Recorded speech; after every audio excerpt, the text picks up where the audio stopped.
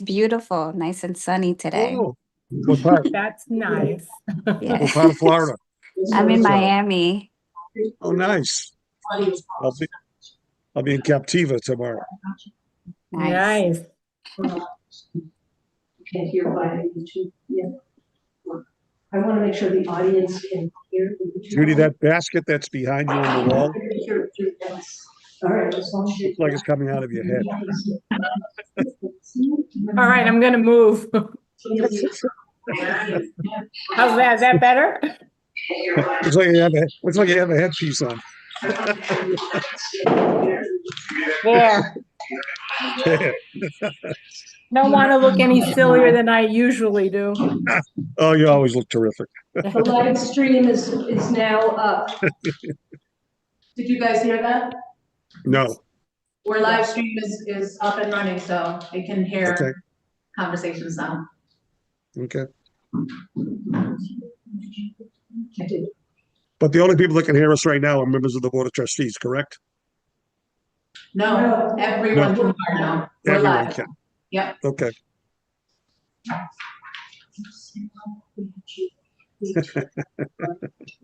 Hi, Tammy. Hi, We are Tammy. live, Tammy. Okay, thank you. I think we're just waiting for everyone to appear, correct, for our quorum. 2 minutes. We have waiting for Gina, Troy, and I think that's it. George. Oh, George too. George and Joe McGrail should be joining as well, correct? Correct. Oh, Dave Bushy too. And Dave Bushy. And Judy Quinn? And Judy Quinn, yeah. Mm-hmm.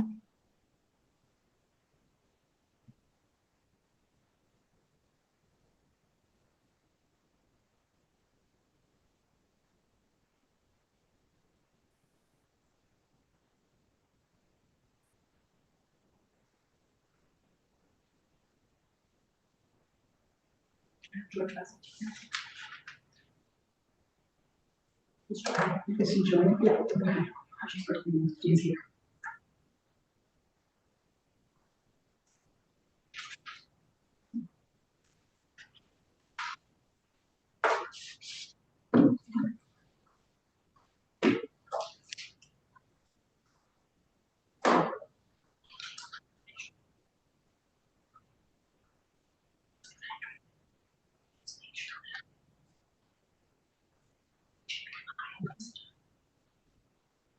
Joan, thank you for getting this set up on short notice. It was a team effort. Thank you. Thank you, everybody.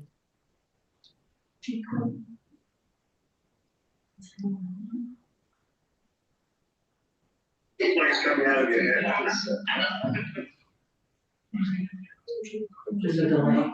There's a 22-second delay.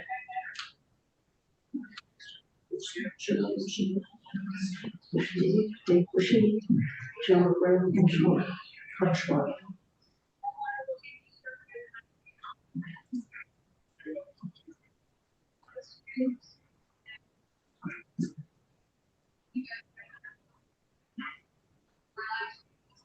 Dave Bushy.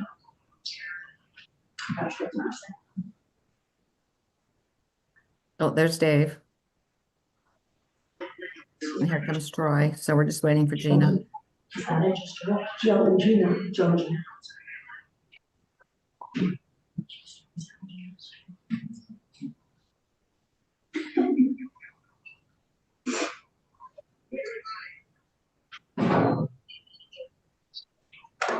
This is delayed. That's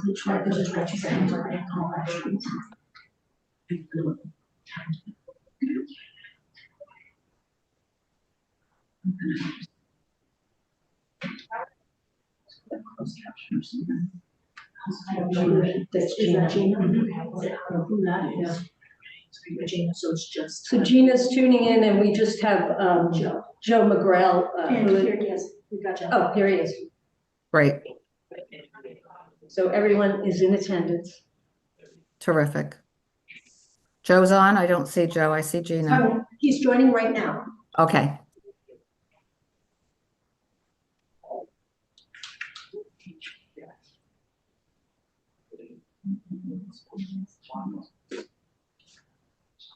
Okay, it looks like we have everyone, so we can get started. So at 4:32, I am opening the meeting.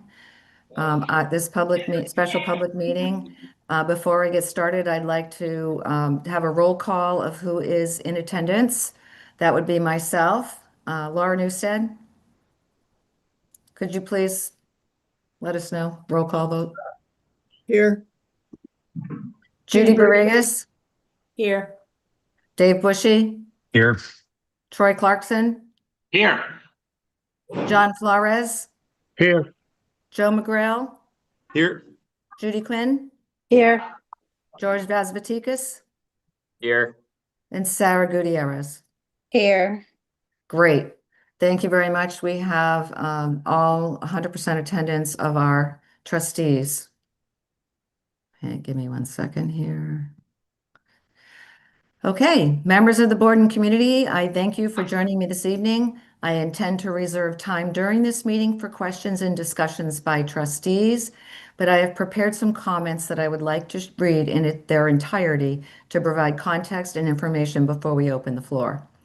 Earlier this week, I shared with the college community that on Monday, March 16th, President John Cox notified me that he was retiring effective immediately. I would like to share that in his letter, Dr. Cox stated, having served Cape Cod Community College nearly 14 years, I am deeply grateful for the opportunity to have worked with our faculty and staff in support of our students and the future of our region.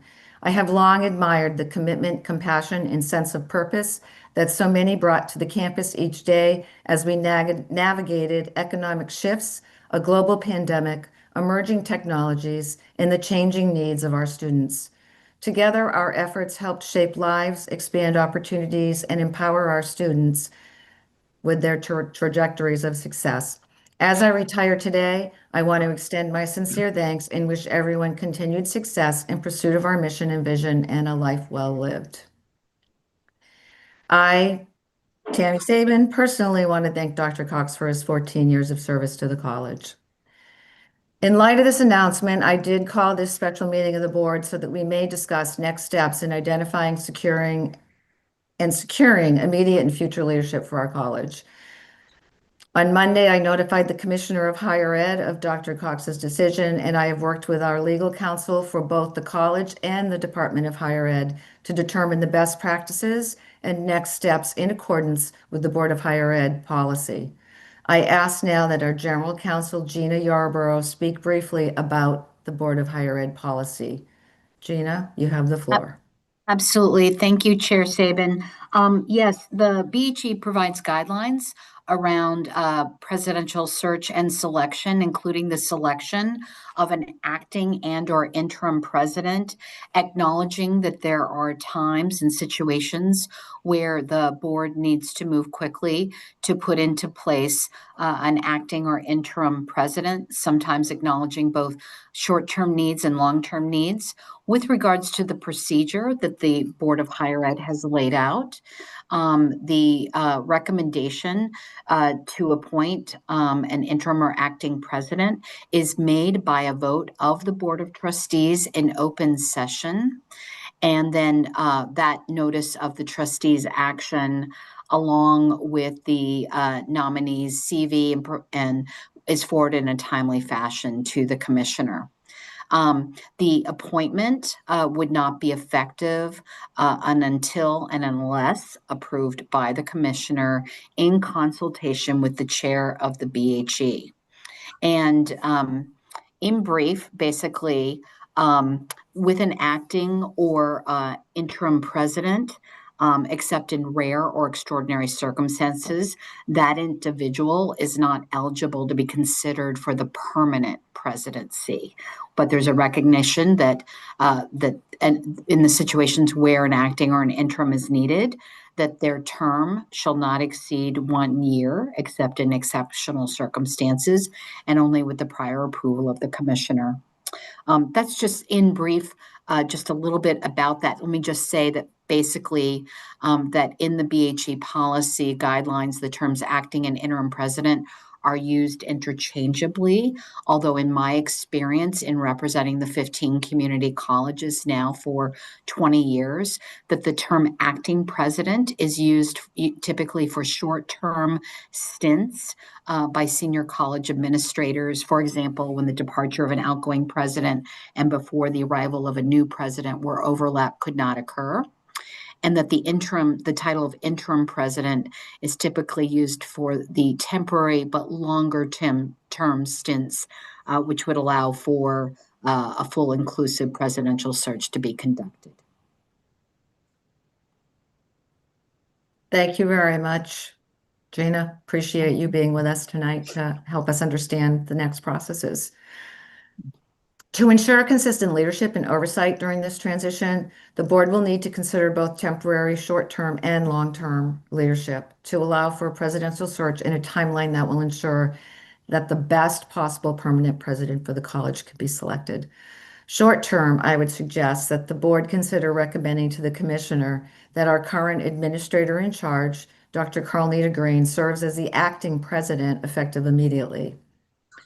With Dr. Green assuming the dual roles as both administrator in charge as well as vice president of academic affairs, and a need for her to resume her full-time role, I suggest that the board work to identify an individual to recommend to the commissioner who can assume the role of interim president beginning this summer and through the upcoming academic year, while we conduct a presidential search with the involvement of our college and our community stakeholders.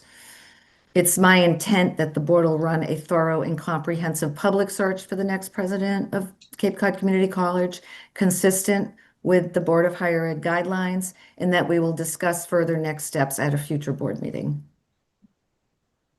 And now I open the floor for discussion or a motion.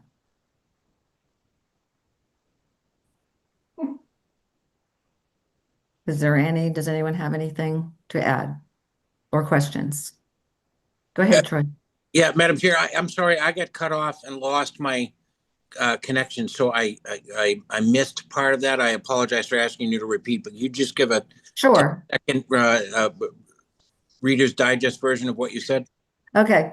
To ensure consistent leadership and oversight, we need to consider both long-term and short-term leadership to allow for the presidential search in a timeline that will ensure that the best possible permanent president will be found for the college. Short-term, I'm suggesting that the board consider recommending to the commissioner that our current administrator in charge, Dr. Carlnita Green, serves as the acting president, effective immediately, with her assuming the dual roles as both administrator in charge and as vice president of academic affairs, and with a need for her to resume her full-time role.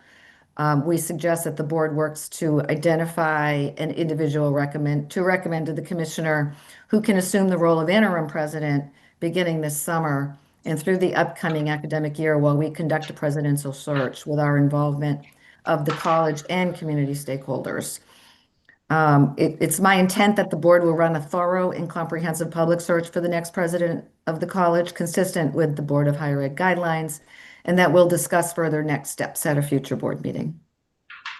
Okay, thank you for doing that. I apologize for losing the connection. So a couple of questions, I guess, and then a statement. Do we have anything formal, anything in writing from Dr. Green expressing her desire to be the acting president? I mean, I think she's acting as the administrator in charge right now. I certainly, before making a motion to appoint anyone as the acting president, that we have a conversation. I agree with your sentiment that this should be a very public process. I think one of the concerns that we've seen expressed, that I know we're hamstrung by the required process, but during the previous process with the previous president, we're not hamstrung by those requirements for confidentiality now. I think we really need to be both for an acting president and then during the search, really need to be robust in our efforts to engage the faculty and the students and the public at large in this process. So I think Dr. Green has done a phenomenal job. Let me say that publicly. And I would support a motion to appoint her. But what I would be more comfortable with is doing so with sufficient public notice so that the public has the opportunity, the faculty has the opportunity to provide some input. And I really think we need to be deliberate and very focused in how we conduct anything related to the presidency from this point forward to ensure we're doing the most we can to have a very public and inclusive process. So I think two things can be true at the same time. We can support Dr. Green as the interim, but we can also do so with input from other stakeholders. So let me clarify, Troy, that we're not looking to have her be an interim. We're looking for her to be a very short-term acting president while we look for. Okay. Let me stop there, Madam Chair. I read and thank you, Ms. Yarborough, for providing that information to us. I understand the distinction between an acting and an interim. Okay. My statement, I think, applies to whether it's an acting or an interim. I think our stakeholders deserve to be part of that process. Whether or not they have a vote is not relevant to me. I think what we need to do is be responsive. And I think Dr. Green has served as the administrator in charge for quite a while now. And so what I'm suggesting is we pause just a little bit and take the vote for the acting before we do an interim search, but take a little pause and seek some public input or engagement, or at least acknowledge that we're mindful of the concerns that have been expressed about the public's role in this, and let them know that we're listening to them, we're hearing them, we want their input. And I'm not in disagreement with you, Troy. One of the things that I will say is that I have had a conversation with Dr. Green. I've had several conversations with Dr. Green, and she has assured me that she would be able to take on this role with delegation of some of her duties to other leadership folks at the college. I also want to let you know that it is frowned upon for us to have an administrator in charge for very long when we don't have a president, and we currently don't have a president. He retired before, he was on leave before. So I'm just letting you know that's, and we could pause and we could wait till next week, but at the same time, you have the opportunity to vote no tonight or abstain if others want to move forward. So I'm open to listening to everyone's comments. Could I just respond to the statement, please? Go ahead. Because that's unfortunate. I think that you would say that. Yes, of course, I have the opportunity to vote no. But I don't want to. Thank you. So, but my concern is, and we've talked about this before, I understand you have had a conversation with Dr. Green, but the appointment is made by the board. And I think it's appropriate, I would say, in this circumstance, given what we've been through in the last several months, it's not only appropriate, I think it's important, and I think it's necessary that we acknowledge that this is a public process. And so for us to take a vote relying on a conversation that you had with the candidate, I don't think fulfills our duty as a public board as much as it could, right? And so all I'm suggesting is we be mindful of that public process and allow the board at least to have a conversation with Dr. Green. I mean, she attends our meetings, and let me be very clear in what I'm saying. I'll repeat it. I think she's done a phenomenal job, and I look forward to voting yes on a motion to appoint her as acting president. But I want to make sure we do this the right way so that the public and the faculty and our students and our legislative delegation have confidence in the work that we're doing. I'm not in disagreement. Go ahead, Judy. You were next. I don't think the acting piece, since she's already doing it, should be a long drawn out process. I mean, what if a president dies and you need to put someone in there right away? She's already doing it. I don't think that should be a big deal. I agree with Troy on the long term. Of course, for an interim president, I think there should be that type of process. Absolutely. I also want to ask a question about, should Dr. Green be appointed? Are we clear that she has no interest in a permanent position? Can't. That's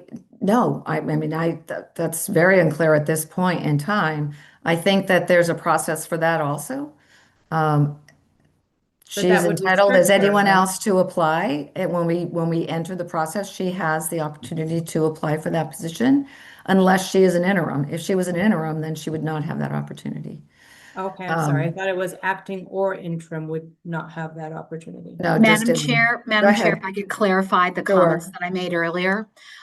Typically, what is looked at is the individual currently in the role during the presidential search process? So in my experience, what has happened, let's say someone was serving as an acting or interim, and then they want to throw their hat in the ring and the process is ongoing at that moment, like they're sitting in the seat and they also want to have an application in and be interviewed.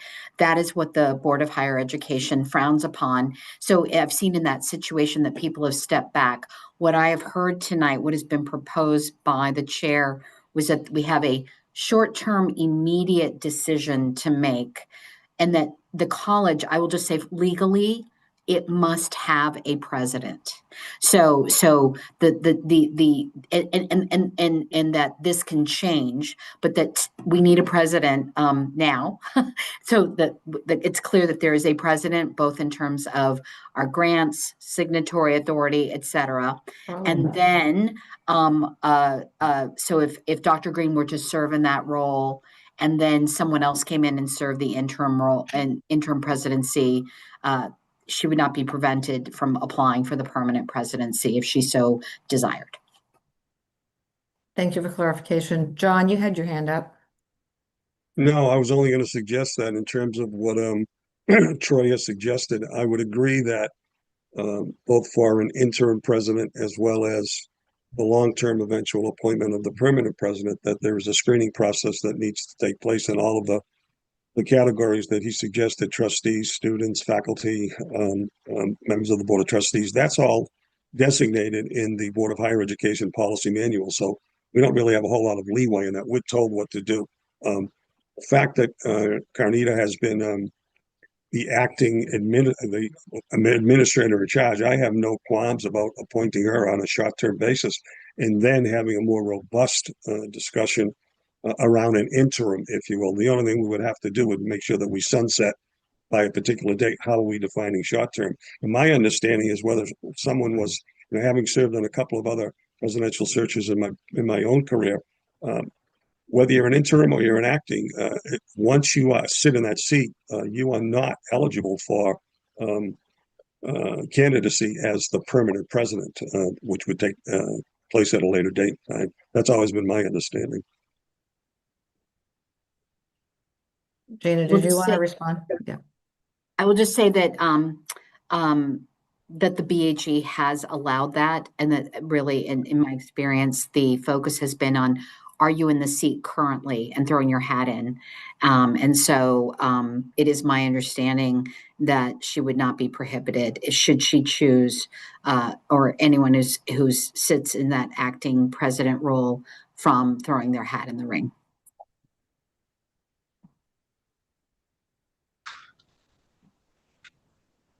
So what is the board's desire? That is my question.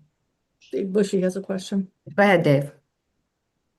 I'm ready to make a motion that we make Dr. Green the acting president. I'll second that motion. Until, I think we need to add until an interim president can be selected I'll so amend. or found. I'll so Is amend. that, yeah, I Are will we putting a second date on that? with the amendment. a date. put It's, A sunset date in terms of, I don't know how long Well, it's going to. well, I mean, it shouldn't take too hopefully, long. hopefully we're going to Just get help. I mean, we're going to get some help from MACC, and this is not a new phenomenon by any means. No. It happens other places. All the time. There's a register, I think you're probably familiar with, John, of folks that are available for these types of roles. I know And many I of them. agree with you, Troy. I'm not in disagreement. I do believe the college, I would like to have the college community weigh in on anything longer term. I think that's really important, especially after the last few months. So I'm in total agreement with that. I Madam don't know. Chair. Go ahead. Madam Chair, if I could just, in terms of a time frame, typically what happens is that the board makes a motion around, because again, it's a recommendation to the commissioner for the appointment. So for example, the board making unanimous recommendation to the commissioner for the appointment of Dr. Carlnita Green as acting president. Typically in these motions, there's not a time frame attached because the board has absolute authority with this to go back as soon as you've identified and finished your process to then bring this back to the table for the change between the acting and the interim. So there's just two thoughts here is that, first of all, do not both limit yourself or extend the process too long, but just that making the motion and making someone acting at this time. And then when you all are ready to circle back to making a change, that would be the suggestions because, in terms of you being able to, the board to be appropriately identifying candidates for the interim presidency and, who would meet the qualifications for the permanent president who can be in that seat while you're doing the search. So that's all. You don't have to put a time frame on the motion, Okay. which would then hamstring the board, knowing that you can come back in. You could identify someone in 3 weeks. You could identify someone in 2 months. So I'm just letting you know you have the ability to come back and make that change as a board. And the only reason I raised the issue, we seem to be focusing on an interim and an acting, and I just didn't want to confuse the two terms in case having been engaged in that in the past, just want to clarify it. I'm comfortable with the motion as is. So it's actually, we need to rephrase the motion to be that we are presenting her to the commissioner for consideration. And again, I just recommend, as Madam Chair, as part of our office is involved in in all the presidential searches for all the community colleges.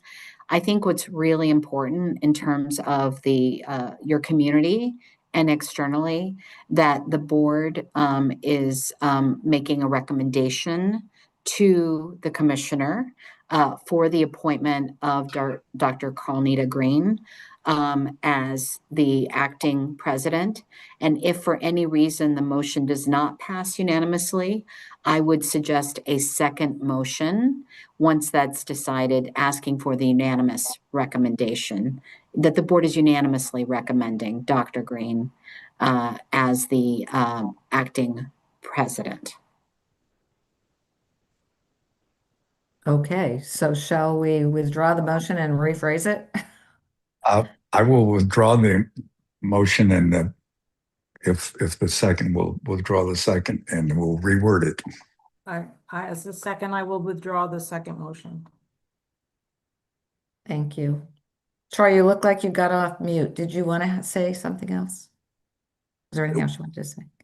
Yes, of course I'm going to support this motion, and it's unfortunate that my discussion and request for us to be responsive is somehow construed as being or was offered by you, Madam Chair, for me the resolution to be to vote no. That's not my intent, nor will it be at any time in this process. But I would say, as a matter of process, as we proceed, the information that was provided to us for this meeting, we had no idea what we were potentially going to vote on because of the information that was provided. So I'm asking, as we proceed, that we understand prior to meetings what specifically we're going to be asked to do, what the substance of it is. That we know that we need to do a better job when it comes to communication. That's internal and external. And so I will absolutely enthusiastically support this motion. But I think we need to take some time on an agenda item to talk about how we prepare for these meetings. I think that would be helpful also, Troy. This is an emergency meeting based on an emergency situation, and conversations up until today were still happening. So we pulled you together as quick as we could. And in fact, we had to do virtual specifically because we wouldn't have had a quorum if we did not. So here we are, trying to move the college forward, trying to be good community and cohesive, collaborative board to create a sense of stability for our college. And that's what I would like to do. I have every intention on openness, transparency when it comes to any candidates coming forward, because certainly I don't have the authority to hire them myself or make it those decisions. It is a board decision, but also I think I agree with you, Troy. We need community input, and specifically college community input. And I look forward to that, actually. This will give us time to obtain that. Yes, John. I was going to say, everything that Troy is suggesting, what you just confirmed, is actually in the Board of Higher Education policy. When we put a screening committee together, all of those various constituencies must be part of the process. Right. So it's really a moot point. We're required by BHE policy to do that. Right.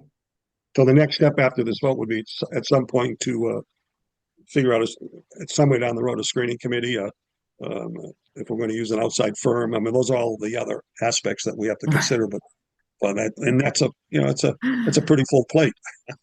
That's why we're doing it at another meeting. This meeting is to try to take care of the current immediate need. Is there anyone So I else? would.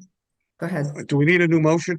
Yes, we do. Wait a minute. I would be happy to make a motion that effective today, March, what is today's date? March 19th, that we appoint Carlnita Green as the. Wait, we have to submit her name.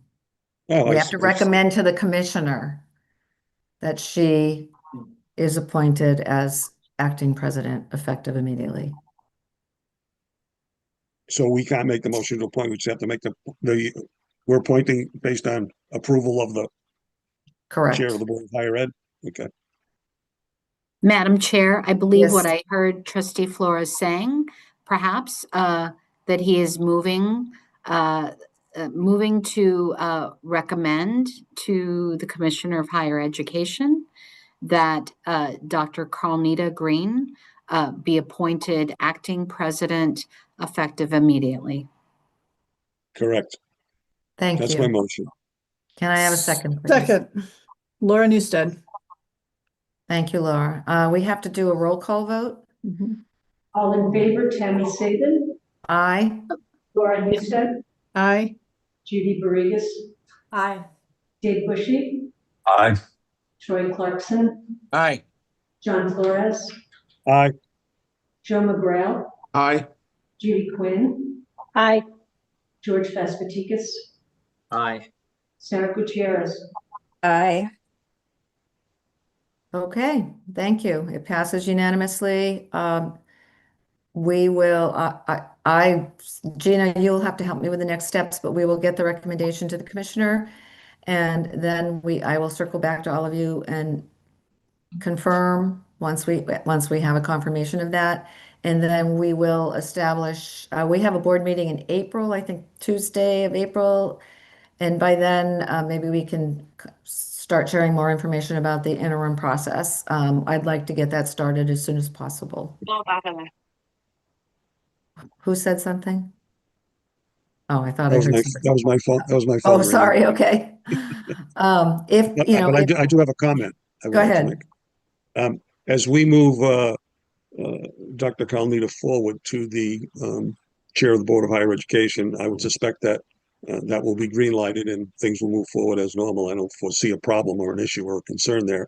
We would have to adjust her. Usually what happens, adjust her salary and benefits accordingly during the time that she is the interim. And then coupled with that, I think you mentioned that if she were to get this position, she would be taking some of her responsibilities and putting them on the shoulders of other folks. So we might have to look at those folks too in terms of compensation. Just something to Possibly. think about. Yeah, I think Something to think about. yeah, it is because we're gonna obviously we didn't have a chance or time to get into a lot of Yes, detail. exactly. I just want to She's- raise it as something to think about. Right. And I think some of it's going to be project oriented.